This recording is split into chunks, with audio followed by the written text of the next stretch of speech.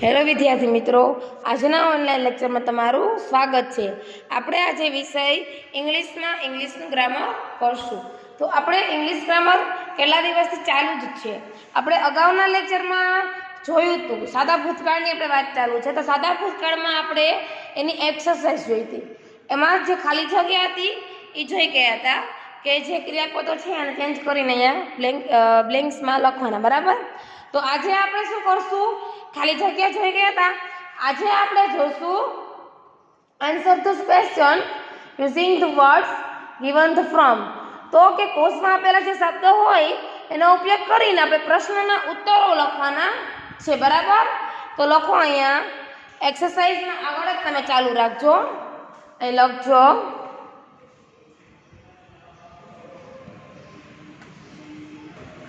કે answer the question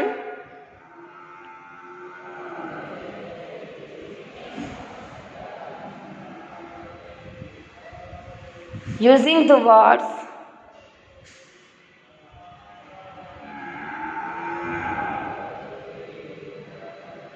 given in the brackets।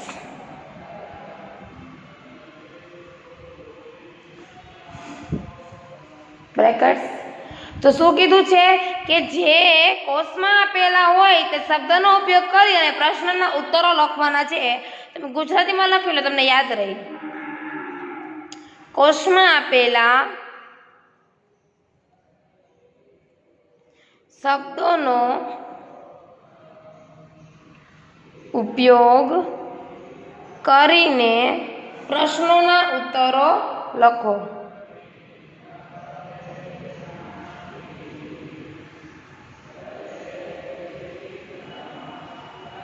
તો પેલો જોઈએ આપણે એક્સરસાઇઝમાં પહેલી એક્સરસાઇઝ જોઈએ।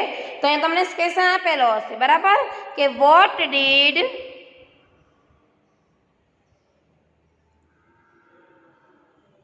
ધ ટીચર ટીચ।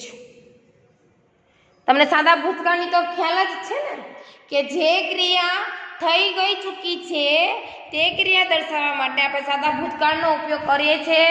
તેની આપણે શું કહેવાય, તો વાક્ય રચના જોઈ ગયા હતા, તેના નિયમિત અને અનિયમિત રૂપો જોઈ ગયા હતા। તો દર વખતે આપણે ચર્ચા નથી કરતા, આપણે આવતા લેક્ચરમાં તેનું રિવિઝન પણ કરી ગયા હતા। તો તમારે જ્યારે સાદો ભૂતકાળ ઉપાડો ત્યારે નિયમિત ક્રિયાપદો અને અનિયમિત ક્રિયાપદોને પાકા કરેલા હોવા જોઈએ, બરાબર। તો અહીંયા બ્રેકેટ્સમાં આપેલ છે લેસન। આપણે બસ આ પ્રશ્નના જવાબ બનાવવાના છે। શું કીધું કે what did the teacher teach. Teacher, what એટલે શું થાય કે શું, ટીચરે શું શીખવ્યું, અ લેસન, બરાબર। તો આપણે લખશું કે પહેલા જે કોણ છે તો કે ટીચર, તો અહીંયા answer the teacher teach.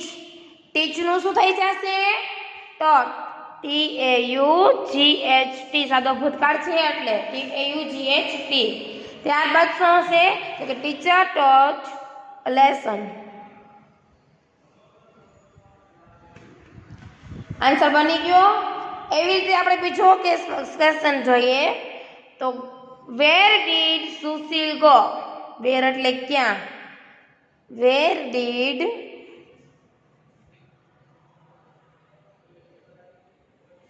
Sushil go. બ્રેકેટ્સમાં આવશે ટુ પાવાગઢ। ક્વેશ્ચન શું છે કે સુશીલ ક્યાં ગયો હતો, વેર એટલે ક્યાં, ગો એટલે જાવું। કે વેર ડીડ સુશીલ ગો। મેં તમને કીધું તું કે ગો હોય તો શું થાય, વેન્ટ। અને જ્યારે પણ આપણે આનો આન્સર બનાવશું તો ગોનું વેન્ટ કરશું। તો કે સુશીલ કે પાવાગઢ ગયો તો, બરાબર, એમાં આન્સર થાય તો પેલા સુશીલ આવે તો લખો સુશીલ, ગોનું શું થઈ જશે, સૂર્ય એલ છે, સુશીલ ગોનું શું થઈ જશે, vent, Sushil went to Pavagadh. ત્યારબાદ થર્ડ નંબરનો ક્વેશ્ચન જોઈએ। તો વુ ફેલ ડાઉન। શું આવે, વુ ફેલ એટલે પડવું, ફેલ ડાઉન એટલે કોણ પડી ગયું હતું એમ, વુ એટલે કોણ। બ્રેકેટ્સમાં લખું નીતિન। આન્સર બનાવવો હોય તો કઈ રીતે બનાવશું કે નીતિન પડી ગયો, બરાબર। તો જે વ્યક્તિ માટે છે એ વ્યક્તિ આગળ આવશે. આગળ કોણ છે? નીતિન. Nitin fell down. પણ ફેલ FELL ફેલનું ભૂતકાળનું રૂપ શું થાય? નિયમિત ક્રિયાપદમાં. અનિયમિત ક્રિયાપદમાં શું થાય ફેલનું? તો કે ફોલ. FALL. તો કે નીતિન ફોલ ડાઉન. ત્યારબાદ 4th નંબરમાં જોઈએ તો વોટ ડીડ લાલુ કટ?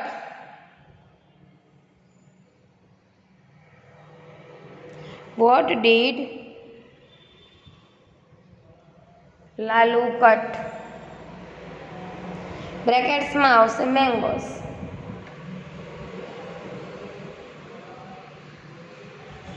આન્સરમાં લખો તમે. વોટ એટલે શું? તો કે લાલુએ શું કટ કર્યું એમ. લાલુએ શું કટ કર્યું? બ્રેકેટ્સમાં છે મેંગો. આપણે આન્સર કરવાનો છે તો આ મેંગોને લઈને આન્સર બનાવવાનો છે. તો મેં તમને કીધું હતું કે સાદા ભૂતકાળમાં અનિયમિત ક્રિયાપદોમાં જે છે તેનું મૂળ રૂપ જ રહેશે. બરાબર? તો કટનું મૂળ રૂપ કટ રહેશે. બરાબર? અને આગળ આપણે મેંગો છે બ્રેકેટ્સમાં, તો બ્રેકેટ્સમાં મેંગો છે ને લઈને આપણે જવાબ બનાવશું. તો કે લાલુ કટ મેંગોસ. લાલુ પેલા જે વ્યક્તિ કરતી હોય તે જ આવે. અહીંયા ટીચર છે તો ટીચર આવે. એ સુશીલ હતો તો સુશીલ. નીતિન છે તો નીતિન. અહીંયા છે લાલુ. કટનું કટ જ રહેશે. અનિયમિત ક્રિયાપદો તમને ખ્યાલ હોય તો તેમાં મૂળરૂપનું મૂળરૂપ જ રહેશે. અને મેંગોનું મેંગોસ. કે લાલુ કટ મેંગોસ. ત્યારબાદ 5 નંબરનું જોઈએ તો when did Amit and Rekha come home? લખો. When did Amit and Rekha come home?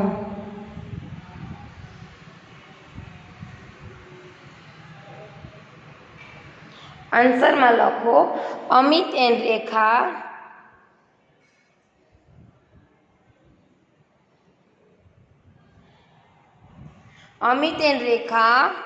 કમનું શું થઈ જશે? કેમ. CAME. કમનું કેમ થઈ જશે? તો કે અમિત એન્ડ રેખા કેમ હોમ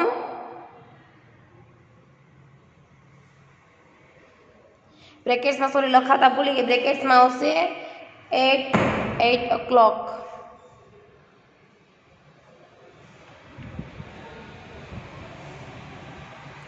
તો અમિત એન્ડ રેખા કમનું શું થઈ જશે? તો કે કેમ home 8 o'clock.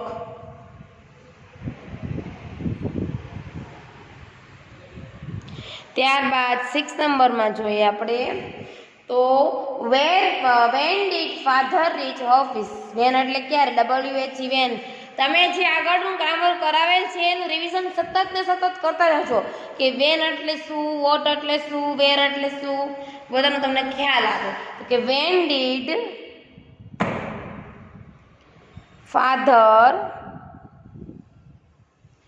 Rich office? When એટલે ક્યારે, ફાધર એટલે પપ્પા, રીચ એટલે પહોંચવું, ઓફિસ એટલે ઓફિસે, કે પપ્પા ક્યારે ઓફિસે પહોંચ્યા. બ્રેકેટ્સમાં છે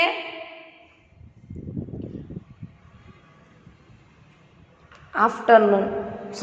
આફ્ટરનૂન. હા,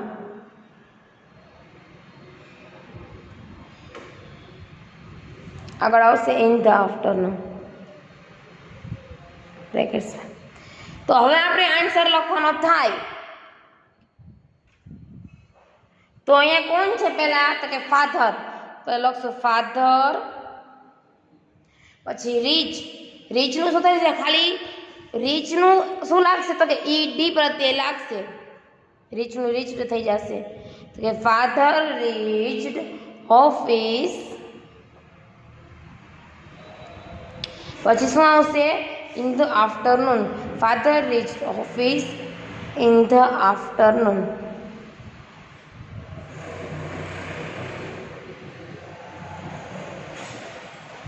ત્યારબાદ આપણે 7 નંબરની બ્લેન્ક્સ જોઈએ, ક્વેશ્ચન જોઈએ તો વેર ડીડ ધે સિટ? વેર એટલે ક્યાં? વેર ડીડ THY ધે એટલે શું થાય? તેઓને. સીટ એટલે બેસો કે તેઓ ક્યાં બેઠા હતા એમ. તો અહીંયા બ્રેકેટ્સમાં લખશું આપણે ઇન ધ ક્લાસ. આન્સર કરીએ તો કે અહીંયા શું આવશે આગળ? ધે. સીટનું શું થઈ જશે? તો કે સેટ. ઘણીએ નહીં કહો કે અનિયમિત ક્રિયાપદો તમારે પાકા કરવાના કે અહીં સીટનું સેટ કેમ થયું? તો કે અનિયમિત ક્રિયાપદો છે ભૂતકાળના કે સીટનું સેટ થાય. તો કે they set in the class. બ્રેકેટ્સમાં છે લઈ લેવાનું. બની ગયો આન્સર. ત્યારબાદ 8 નંબરનો આન્સર જોઈએ આપણે. તો હાઉ મેની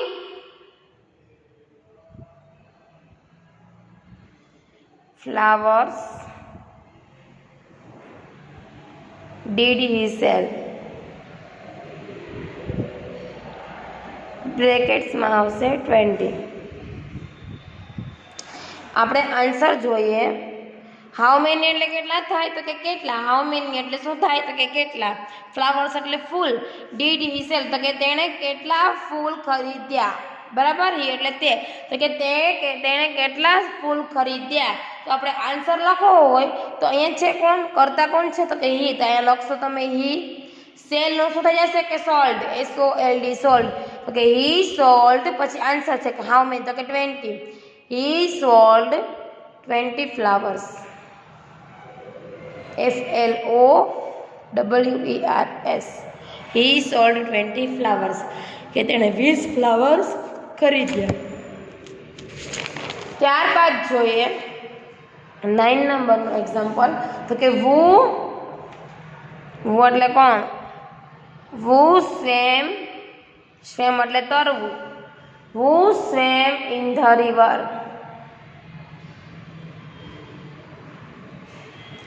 તમારામાં એક નોટિસ કરવાનું. બ્રેકેટ્સમાં લખજો ધ બોયઝ.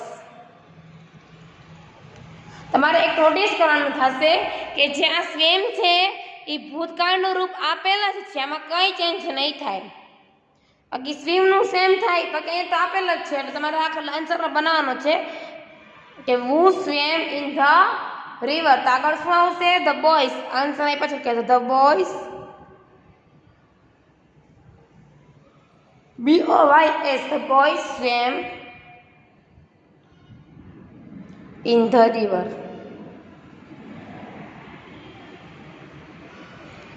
ત્યારબાદ 10 નંબરનું એક્ઝામ્પલ જોઈએ આપણે. તો લખજો vote did the children play.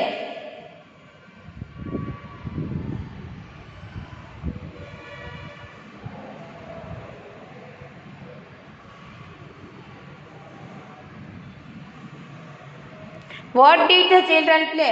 તો એ બ્રેકેટ્સમાં લખો હાઇડ એન્ડ સીક.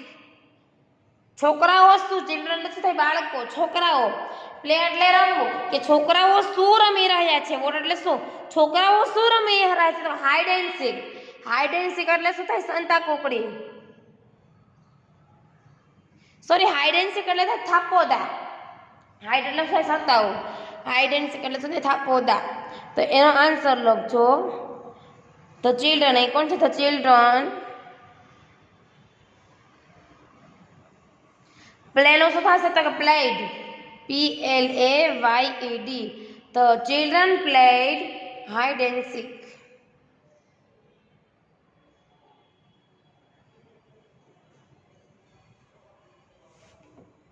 ત્યારબાદ હજી આ લાસ્ટ એક્ઝામ્પલ જોઈ જાય 11 નંબર.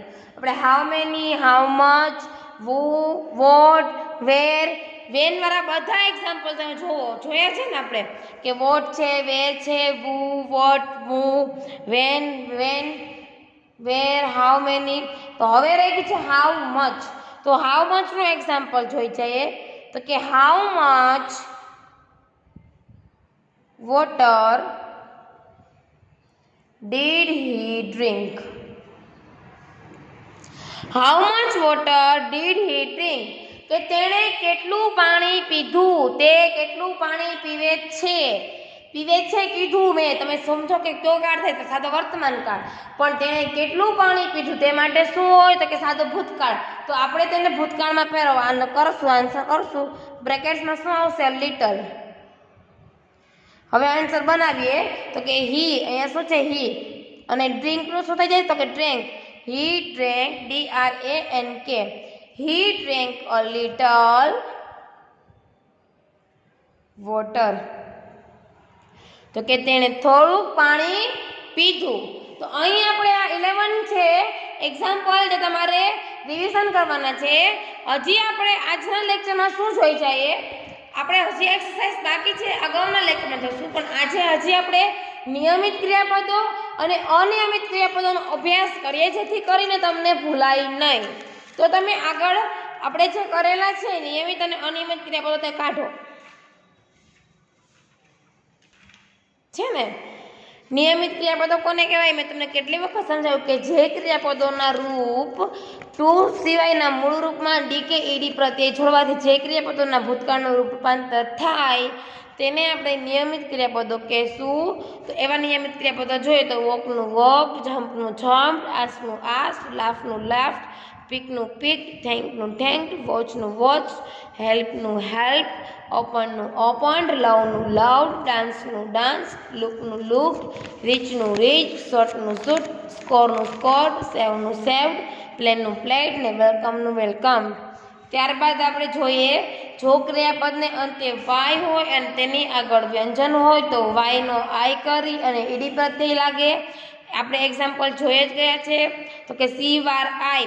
હવે અહીંયા આ વાય છે એ છેલ્લો વ્યંજન છે અને વ્યંજનની આગળ આર છે એ સ્વર છે, તો આપણે વ્યંજનને કાઢી અને આઈઈડી એડ કરવાના. ત્યારબાદ જોઈએ કે ક્રિયાપદને અંતે વ્યંજન હોય અને તેની આગળ સ્વર હોય. અહીંયા વાત કરી હતી આને આ પોઈન્ટ ખાસ જોવાનો કે ક્રિયાપદને અંતે વ્યંજન છે પણ તેની આગળ સ્વર હોય તો છેલ્લા વ્યંજનને બેવડાવવાનો અને છેલ્લે ઈડી પ્રત્યય લગાવવાનો. તો સ્ટોપ છે તો પી છે એ શું છે તો કે વ્યંજન છે અને આ સ્વર છે તો પીને બેવડાવી અને છેલ્લે ઈડી પ્રત્યય લગાવવાનો. હવે અમુક એની આવા અનિયમિત ક્રિયાપદો છે. હજી નિયમિત ક્રિયાપદો એવો છે કે જેનું મૂળ રૂપ એમ ને એમ રહેશે. તો તે ક્યાં છે તો કે કટનું કટ, રીડનું રીડ, પુટનું પુટ, શર્ટનું શર્ટ. અને આ અનિયમિત ક્રિયાપદો એવા છે કે ગોનું વેન્ટ થશે, સ્ટેન્ડનું સ્ટૂડ થશે, ગીવનું ગેવ થશે, સીટનું સેટ થશે, સીનું સો, ફોલનું ફેલ, સિંગનું સેંગ, રેનનું રેન, ડ્રિંકનું ડ્રંક, બાયનું બોટ, ડ્રાઈવનું ડ્રોવ, હિયરનું હિયર, રાઇડનું રોડ, સ્ટીકનું સ્ટોક, ઈટનું એટ, સેનું સેડ, કમનું કેમ, ટેકનું ટૂક, સ્વિમનું સ્વેમ. દેખાય છે? લગભગ આપણે આજે એક્ઝામ્પલ કર્યા છે એમાં આવેલા છે એટલે તમને હું રિવિઝન કરાવું છું કે રાઇટનું રોડ, રિંગનું રેંગ, ફ્લાયનું ફ્લ્યુ, થ્રોનું થ્યુ, સેલનું સોલ્ટ. અહીંયા જ આવી ગયું છે. કેચનું કોટ આ આવી ગયું છે. હાઇડનું હીડ, વિનનું વોન, મેકનું મેડ. તો આવી રીતે તમારે રિવિઝન કરતું જવાનું. આપણે આજે એક્સરસાઇઝ કરી છે તો તમારે રિવિઝન કરવાનું છે, આગળનું બધું વાંચવાનું છે. હજી આપણે આગળના લેક્ચરમાં યસ અને નોમાં ઉત્તર બનાવતા શીખશું. અહીં આપણે ઓનલાઈન લેક્ચરને સમાપ્ત કરીએ છીએ. નમસ્તે.